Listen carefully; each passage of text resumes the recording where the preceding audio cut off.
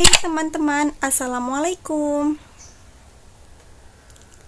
Saya dari kelompok 5 itu membahas tentang teknik analisis komparasi yang beranggotakan yang pertama saya sendiri Dita Amelia, yang kedua Esmarani, yang ketiga ada Isra Dita Elviona, yang keempat ada Tiara Gina Hanifah, yang kelima ada Muafiq El Fadil, yang keenam ada Tania Salsabila, dan yang ketujuh ada Soni Rahmat Ramadan, yang kedelapan ada Yari Suni. Baiklah, di sini saya akan menjelaskan yang pertama itu yaitu tentang analisis data komparatif atau t-test. Dalam penelitian komparasional yang melakukan perbandingan antar mean atau dua sampel, yaitu apakah memang secara signifikan mean atau satu atau dua sampel yang diperbandingkan atau dicari perbedaannya itu memang berbeda, ataukah perbedaan itu terjadi karena kebetulan saja atau by chance. Dapat menggunakan uji T atau uji t-test dan chi-kuadrat atau chi-square. Uji T atau t-test adalah salah satu tes statistik yang dipergunakan untuk menguji kebenaran atau kepalsuan hipotetis, nol atau nihil, atau HO yang menyarankan bahwa di antara dua buah mean sampel yang diambil secara random dari populasi yang sama tidak terdapat perbedaan yang signifikan. Selanjutnya, ada one sample t-test. Analisis perbandingan satu sampel dikenal dengan uji T atau t-test, atau one sample t-test, dan uji Z. Tujuan uji T atau uji Z adalah untuk mengetahui perbedaan mean variabel yang dihipotesiskan. Rumus uji T dan uji Z yaitu A. Apabila standar deviasi diketahui dan N besar dari 30 menggunakan rumus Z hitung sebagai berikut. Z hitung sama dengan X dikurang V0 per rho akar N, di mana Z hitung harga yang dihitung dan menunjukkan nilai standar deviasi pada distribusi normal atau tabel Z. X itu rata-rata nilai yang diperoleh dari hasil pengumpulan data. V0 itu rata-rata nilai yang dihipotetiskan. Rho yaitu standar deviasi populasi yang telah diketahui. N itu jumlah populasi penelitian. Baiklah, materi selanjutnya akan dijelaskan oleh Muafiq. Terima kasih. B. Apabila standar deviasi sampel tidak diketahui dan N lebih kecil dari 30, menggunakan rumus T hitung sebagai berikut. T hitung sama dengan X dikurang VO per SD per akar N, di mana T hitung harga yang dihitung dan menunjukkan nilai standar deviasi pada distribusi T. X rata-rata nilai yang diperoleh dari hasil pengumpulan data. VO rata-rata nilai yang dihipotesiskan. SD standar deviasi sampel yang telah diketahui jumlah sampel penelitian. Langkah-langkah uji T. Yang pertama, menentukan hipotesis penelitian. Yang kedua, menentukan hipotesis statistik dan mencari T hitung. Yang ketiga, menentukan kriteria pengujian dan tentukan posisi pengujian pihak kiri atau uji dua pihak. Yang keempat, mencari T tabel dengan cara tentukan alfa 0,01 atau 0,05 dan dk sama dengan N dikurang 1. Yang kelima, membandingkan T hitung dengan T tabel dan menarik kesimpulan. Selanjutnya, cara uji independen simple t-test dan interpretasi dengan SPSS, di mana uji independen simple test jika diartikan dalam bahasa Indonesia memiliki arti uji T simple yang tidak berhubungan atau tidak berpasangan. Bisa disebut dengan simple bebas. Kata independen atau bebas maknanya adalah tidak berhubungan atau keterkaitan antara dua simpel yang akan dianalisis menggunakan uji independen simple t-test. Dengan demikian, dapat didefinisikan bahwa uji independen simple test merupakan analisis statistik yang bertujuan untuk membandingkan dua simpel yang saling tidak berpasangan.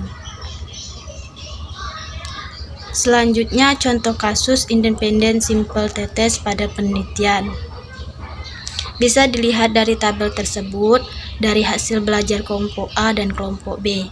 Kami menggunakan uji hipotesis komparatif untuk mengetahui atau membandingkan rata-rata nilai dari hasil belajar kelompok A dan kelompok B.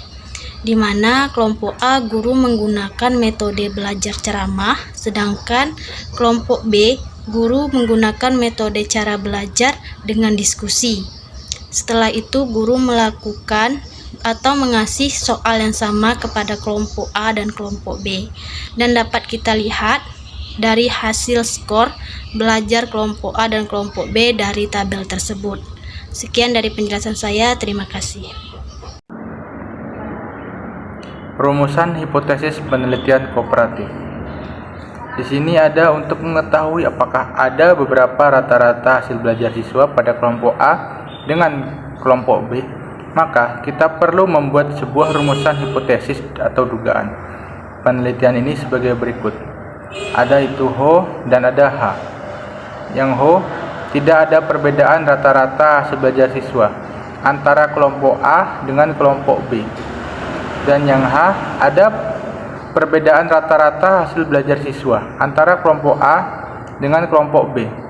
Sebelum kita melakukan uji independen sampel test dengan SPSS, maka terlebih dahulu kita harus membuat kode untuk kelompok A atau kelompok B. Hal ini bertujuan agar proses analisis dengan SPSS menjadi lebih mudah. Nah, adapun susunan rekapitulasi hasil belajar siswa setelah pembuatan kode untuk kelompok A dan kelompok B adalah sebagai berikut. Di sini teman-teman nampak ada nomor 1 sampai 11 dan hasil belajar siswa. Di situ berapa nilai siswa yang didapat dan kodenya itu berupa angka-angka. Selanjutnya yaitu langkah-langkah cara uji independen sampel test dengan SPSS. Yang pertama, buat lembar kerja SPSS, lalu klik variabel view. Selanjutnya adalah tahap pengisian properti variabel dengan ketentuan sebagai berikut. Di situ ada beberapa kolom ya teman-teman. Yang pertama itu name atau namanya itu apa dan tipe. Terus tuh selanjutnya width, decimals, label, selanjutnya values, selanjutnya ada missing, columns dan array, dan selanjutnya ada measure dan roll. Baiklah, saya akan melanjutkan pembahasannya. Langkah-langkah cara uji independen sampel T dengan SPSS. Yang pertama yaitu buka lembar kerja SPSS, lalu klik variabel view. Selanjutnya adalah tahap mengisi properti variabel dengan ketentuan sebagai berikut. Seperti yang ada di gambar ini. Yang kedua yaitu untuk mengisi properti pada bagian values untuk variabel kelompok, maka klik kolom none baris kedua hingga muncul kotak dialog value label, kemudian pada kotak value isikan 1 dan kotak label isikan kelompok A. Lalu klik add, tampak seperti di layar. Yang ketiga yaitu isi kembali kotak value dengan 2 dan kotak label, ketikan kelompok B, lalu klik add dan OK seperti yang ada di layar.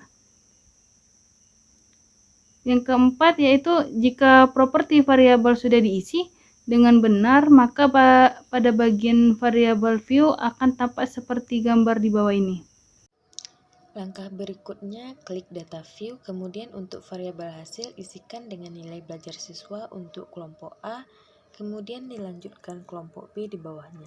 Selanjutnya untuk variabel kelompok isikan dengan kode kelompok A diikuti kode kelompok B di bawahnya seperti tampak di layar. Langkah selanjutnya dari menu SPSS Analyze, klik Compare Min, lalu klik Independent Sample T-Test. Kotak dialog Independent Sample T-Test, kemudian masukkan variabel hasil belajar ke kotak tes variabel, lalu masukkan variabel kelompok ke kotak grouping variabel, seperti yang tampak di layar. Selanjutnya, klik Define Group. Maka muncul kotak dialog Define Group. Pada kotak grup 1 isikan 1 dan pada kotak grup 2 isikan 2. Lalu klik Continue. Baik, selanjutnya nomor 9, terakhir klik OK. Interpretasi output uji independen sampel the test. Tabel output pertama, grup statistik. Berdasarkan tabel output grup statistik di atas diketahui, jumlah data hasil belajar untuk kelompok A adalah sebanyak 6 orang siswa. Sementara untuk kelompok B adalah sebanyak 5 orang siswa. Nilai rata-rata hasil belajar siswa atau MEAN untuk kelompok A adalah sebesar 77,817. Sementara untuk kelompok B adalah sebesar 87,240. Dengan demikian, secara deskriptif, statistik dapat disimpulkan ada perbedaan rata-rata hasil belajar siswa antara kelompok A dan kelompok B. Selanjutnya, untuk pembuktian apakah perbedaan tersebut berarti signifikan atau nyata atau tidak, maka kita perlu penafsiran output independent sample text berikut ini. Tabel output kedua, independent sample text. Berdasarkan output di atas, diketahui nilai SIG. Lepenes test for quality of variance adalah sebesar 0,738, lebih kecil dari 0,05. Maka dapat diartikan bahwa varian data antara kelompok A dengan kelompok B adalah homogen atau sama. Sehingga penafsiran tabel output independent sample text di atas berpedoman pada nilai yang terdapat dalam tabel equal variance assessment.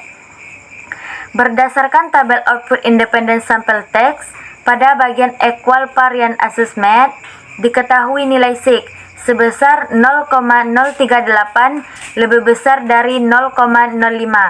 Maka sebagaimana dasar pengambilan keputusan dalam uji independent sample text, dapat disimpulkan bahwa HO ditolak dan HA diterima.